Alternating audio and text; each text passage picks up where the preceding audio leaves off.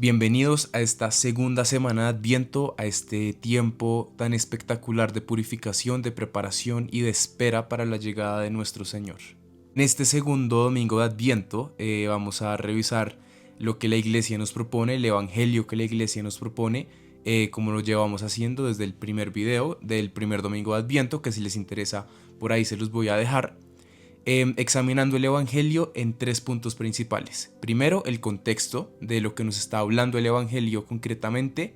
Segundo, revisar un poco por qué este Evangelio la Iglesia lo propone en Adviento, qué tiene que ver el Evangelio concreto, lo que se narra, lo que se proclama en Adviento. Y en tercer lugar, cómo le podemos dar un sentido práctico en nuestra vida laica. Cómo, especialmente para las familias, especialmente para ustedes que nos están viendo, que sean familias y como laicos, como cristianos de a pie, como la iglesia militante que somos, cómo le podemos dar sentido a este evangelio a nivel práctico, cómo lo podemos vivir y cómo podemos responderle al Señor al llamado que nos hace con cada evangelio. Porque acordémonos que la Biblia está viva, la Biblia es la palabra viva de Dios en donde Él nos habla constantemente, no son textos antiguos, sino que son textos vivos, que constantemente Dios nos está hablando. Y para eso te tengo incluso un ejercicio, y es que leas un pasaje del Evangelio hoy, en este momento en el que estás viendo en el video, en este mismo día, y después lo vuelvas a leer 2 semanas o 3 semanas después de haberlo leído inicialmente, y vas a ver cómo va a cambiar completamente todo lo que Dios te va a hablar a través de ese evangelio, porque la palabra de Dios está viva y nos habla a cada uno de nosotros siempre, porque está permeada por el Espíritu Santo. Bueno, con esto en cuenta vamos a iniciar con la lectura del evangelio de este domingo. En el nombre del Padre, del Hijo, del Espíritu Santo. Amén. Del evangelio según San Mateo, capítulo 3, versículos del 1 al 12. En aquellos días apareció Juan el Bautista predicando en el desierto de Judea. Decía: conviértanse, porque está llegando el reino de los cielos. A él se refería el profeta Isaías cuando dijo: voz del que grita en el desierto, preparen el camino al Señor, nivelen sus senderos. Isaías 40. Llevaba Juan un vestido de pelo de camello y una correa de cuero a su cintura, y se alimentaba de saltamontes y miel del campo. Acudían a él de Jerusalén, de toda Judea y de toda la región del Jordán. Ellos reconocían sus pecados y Juan los bautizaba en el río Jordán. Viendo que muchos fariseos y saduceos venían a que los bautizara, les dijo: raza de víboras, ¿quién les enseñó a escapar del juicio inminente? Den frutos que prueben su conversión, y no piensen que basta con decir: somos descendientes de Abraham. Porque les digo que Dios puede sacar de estas piedras descendientes de Abraham. Ya está puesta el hacha a la raíz de los árboles, y todo árbol que no dé fruto va a ser cortado y echado al fuego. Yo los bautizo con aguas para que se conviertan, pero el que viene detrás de mí es más fuerte que yo, y no soy digno de quitarle sus sandalias. Él los bautizará con Espíritu Santo y fuego. Bueno, entonces en primer lugar vamos a hablar un poco del tema del contexto de este evangelio, que es un evangelio muy especial, es un evangelio súper característico de este inicio de la vida pública de Jesús, en donde está Juan el Bautista, que como nos dice San Mateo, pues es justamente el que vino a cumplir las profecías de Isaías referentes a aquel que va a abrir el camino para el Señor. Recordemos también que San Mateo le está escribiendo principalmente a un público judío. Por lo tanto, para San Mateo es muy importante mostrar cómo Jesús, y particularmente también todos los hechos alrededor de Jesús, están cumpliendo directamente con las profecías del Antiguo Testamento, las profecías mesiánicas que los judíos llevaban anhelando y llevaban conociendo y estudiando desde hace mucho tiempo, esperando la venida de este gran Mesías. Y Mateo lo que va a hacer es mostrar, es divino porque además él lo hace como: mira, Jesús hizo esto y literal esta es la profecía que cumplió. Entonces Mateo se encarga de entender que Jesús es ese Mesías esperado, anhelado, que literalmente Dios nos lleva prometiendo desde Adán y Eva. Acordémonos como en Adán y Eva, Jesús le dice a la serpiente que será pisoteada, lo estoy parafraseando horrible, pero será pisoteada por el hijo de la mujer, ¿no? Y ese hijo de la mujer es Jesús. Desde ese momento que se escribió el Génesis bajo este concepto de poesía hebrea, ya Dios nos estaba prometiendo el Mesías. Y aquí San Juan el Bautista está literalmente cumpliendo con la profecía de aplanar, de aclarar, de abrirle el camino al Señor. Este evangelio tiene muchos temas y toca muchísimas temáticas. Yo no me voy a poner a hacer énfasis en cada una porque el video se alarga un montón y también pues yo no es que sepa, simplemente estoy hablando como desde el corazón. Pero en este evangelio se tocan muchos temas y uno de esos temas que se tocan es justamente el tema del bautismo. Algo muy interesante que de pronto muchos no saben, yo me enteré hace nada, es que San Juan el Bautista era sacerdote por la tribu, porque él era descendiente de la tribu de Aarón y de Leví. Y acordémonos como Dios, en el Éxodo y en Deuteronomio y en Levítico, en estos libros de la salida del pueblo de Israel de Egipto y de su tiempo en el desierto, Dios le encarga a estas tribus, a Aarón, a los descendientes de Aarón y Leví, ser los sacerdotes, que eran los únicos que podían entrar a la tienda del encuentro, eran los que se encargaban de administrar los sacrificios, y ellos eran justamente los sacerdotes.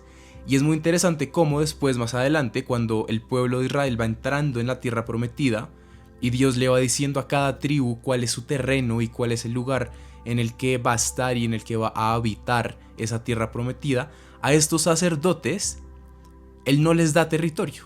Estos sacerdotes no tienen como tal una herencia, digamos, territorial de la tierra prometida, sino que Dios les dice, el Señor, yo mismo, Dios es su herencia. Dios es su herencia. Y aquí es muy interesante cómo Juan el Bautista hace parte de esa tribu, de esa descendencia, de esa línea, y literal no tiene nada. El man anda vestido con pelo de camello, come grillos, o sea, el man está muy llevado en términos materiales y él no tiene como una herencia como tal física, pero él es el encargado de abrir el camino para la llegada del Señor. Jesús, Dios hecho hombre, es su herencia. En este momento se está cumpliendo todo esto, se está cumpliendo incluso la herencia misma de los sacerdotes de Leví y de Aarón, porque Jesús va a ser la herencia de San Juan el Bautista. Él está cumpliendo con su rol sacerdotal, pero desde esta nueva alianza. Él está literalmente al preparar el camino y al bautizar a todos los judíos que en ese momento estaban llegando para ser bautizados y ser renovados. Él en ese momento está abriéndole las puertas a la nueva alianza. La nueva alianza en Jesucristo. La promesa de Abraham. De Abraham, cuando Dios le dice de tu descendencia saldrá la bendición para todas las naciones, literal, San Juan el Bautista está preparando el camino para ese cumplimiento de la promesa que es Jesús. Entonces es muy interesante ver cómo en este evangelio todo empieza a tener círculo completo, todo empieza a cerrarse, todo empieza a tener sentido y todo empieza a cumplirse. Y aquí les tengo un dato muy importante que no se nos puede olvidar nunca como católicos, y es que el catolicismo es la plenitud del judaísmo. El catolicismo es la promesa del judaísmo completamente llevada a cabo. Es la promesa cumplida del judaísmo. Nosotros somos judíos, en el sentido que somos el judaísmo posmesiánico, en donde se cumple toda la promesa desde Abraham hasta Isaías y pasando por todos los profetas. El cristianismo y especialmente la Iglesia Católica es el judaísmo completo, el judaísmo en su absoluta plenitud, y el cumplimiento de la promesa de Abraham es el catolicismo. En segundo lugar, voy a hablar un poquito de por qué este evangelio está en Adviento, de qué tiene que ver este evangelio con Adviento. Y yo creo que la verdad es que la respuesta es muy sencilla y es muy clara, y es que San Juan el Bautista está preparando el camino para la llegada del Señor. Uno de los misterios más hermosos de Adviento justamente es la anunciación a Zacarías, al padre de San Juan el Bautista, y la promesa que le hace el ángel a él sobre cómo San Juan el Bautista va a tener un rol muy importante a la hora de pues ser el precursor de Cristo, en el sentido de que va a preparar ese camino, a aplanarlo, a llevarlo, digamos, a un estado digno para que Jesús, el Hijo de Dios, llegue a redimirnos, ¿no? Justamente Adviento es una época para eso. En Adviento todos tenemos que ser Juan el Bautista, y en Adviento todos tenemos que tener esta misión muy clara y como este llamado muy claro de preparar nuestro corazón, preparar nuestra vida, preparar a los demás para la llegada de Jesús en Navidad. Y también acuérdense que los textos de Adviento y Adviento como tal es escatológico. Escatológico es sobre el fin, acerca del final. Y en Adviento particularmente recordamos mucho la segunda venida de Jesús. Entonces también está este texto en Adviento porque tenemos que preparar el corazón y disponerlo para la segunda venida de Cristo, que todavía no ha sido, que todavía no se ha cumplido, que, como dice la Biblia, puede pasar en cualquier momento.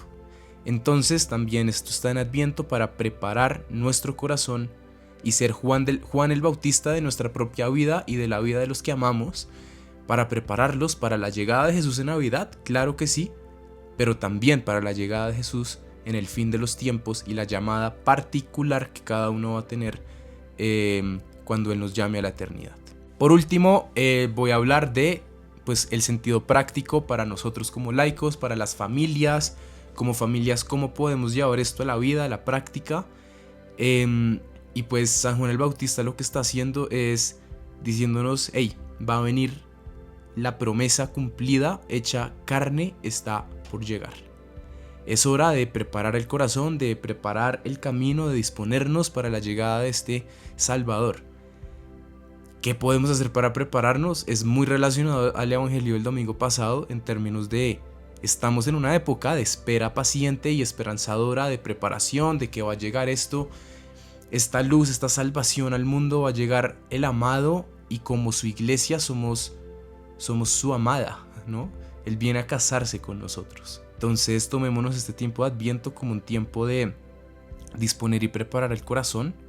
Y aquí les tengo algo especial para las familias, para prepararlo, y es, si no lo han hecho ya, decoren su casa de Navidad, decoren su casa con todos los elementos característicos de esta época divina, entendiendo su significado. Y quieren preparar su corazón y aplanar ese camino para la llegada del Hijo de Dios, pues les tengo un detallazo increíble que tienen que usar en sus vidas y en este tiempo de Adviento, y es la corona de Adviento, que aquí la pueden ver. La corona de Adviento pues es justamente este instrumento divino en donde vamos contando todos los domingos de Adviento, vamos prendiendo una velita. Y orar con la corona de Adviento en estos tiempos es muy importante, y hay una oración que les voy a dejar en la descripción de la corona de Adviento. Entonces, quieren preparar el corazón, oren en familia alrededor de la corona de Adviento, decoren su casa, decoren su corazón, reconcíliense si no están reconciliados. Hagan obras de caridad con los niños, lleven a los niños a hacer entregas de comida a la gente que necesita. Este es un tiempo para amar, para ser testigos del amor de Dios amando al otro. Entonces les tengo esas 3 invitaciones como familias, como laicos.